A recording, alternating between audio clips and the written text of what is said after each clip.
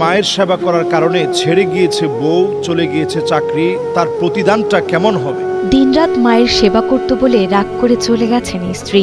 এদিকে মায়ের সেবায় সময় দেওয়ায় হারিয়েছেন একমাত্র চাকরিটাও। তবুও আরিফুলের চাওয়া, মা বেঁচে থাক, তাহলেই সব হবে পাওয়া। আসলে এই জাতীয় ঘটনা আমাদের দেশে অনেক সময় পাওয়া যায় যে মা বাবার সেবা করাটা এটা স্ত্রীরা মেনে নিতে পারে না। মা বাবার সেবা করা, সুন্দর আচরণ করা আল্লাহ রাব্বুল ইজ্জাতুল জালাল এটা আপনার জন্য আবশ্যক করেছেন। কোরআনুল কারীমে আল্লাহ রাব্বুল আলামিন বলেছেন, ওয়া কাদা রাব্বুকা আল্লা তা'বুদু ইল্লা ইয়্যাহু ওয়া বিল ওয়ালিদাইনি ইহসানা। এই যে ইহসানা, এই শব্দটা এটা অনেক সময় আমরা বুঝি না। ইহসান হচ্ছে ওই বিষয়ের নাম যেটা আপনাকে এমন একটা দায়িত্ব আল্লাহ তাআলা দিয়েছেন যেটা করলে প্রতিদান আল্লাহ আপনাকে দিবেন। হাল জাযাউল ইহসান ইল্লাল ইহসান। ইহসানের প্রতিদান, কাউকে আপনি অনুগ্রহ করলেন, এই অনুগ্রহের প্রতিদান আল্লাহ রাব্বুল আলামিন স্বয়ং নিজে দান করবেন।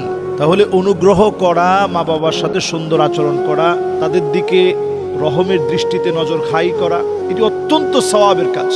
আমরা আমাদের দেশে দেখি অনেক সময় পুত্রবধূ যারা থাকে এরা অনেক সময় এই বিষয়টা মানতে পারে না। ছেলের বউরা এটা অনেক সময় দেখতে পারে না, পিতামাতার সাথে সুন্দর আচরণ সহ্য করতে পারে না। আবার অনেক সময় এটার বিপরীত হয় যে সন্তান স্ত্রীর সাথে সুন্দর আচরণ করুক, এটা অনেক সময় মায়েরা চায় না। প্রত্যেককে আল্লাহ তাআলা একটা হক দিয়েছেন, প্রত্যেকের একটা হক আছে। কুল্লুকুম রাইন ওয়া কুল্লুকুম মাসউলুন আন রাইয়াতিহি।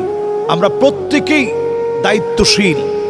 দায়িত্বের ব্যাপারে আল্লাহ রাব্বুল ইজ্জাতুল জালালের কাছে আমাদেরকে প্রশ্নের সম্মুখীন হওয়া লাগবে। তাহলে আমরা প্রত্যেকেই দায়িত্বশীল, দায়িত্বের ব্যাপারে আমাদের জবাবদিহিতার সম্মুখীন হতে হবে। এজন্য আমরা আমাদের নিজের স্ত্রীর হক যেমন আদায় করছি, পিতামাতাকে যেন আমরা ভুলে না যাই। নবী করিম সাল্লাল্লাহু আলাইহি সাল্লাম কিয়ামতের আগের একটা বিভীষিকা বলতে গিয়ে নবীজি বললেন, আতা আর রাজুলু ইমরাআতাহু। এমন একটা সময় আসবে যেই সময় আপনি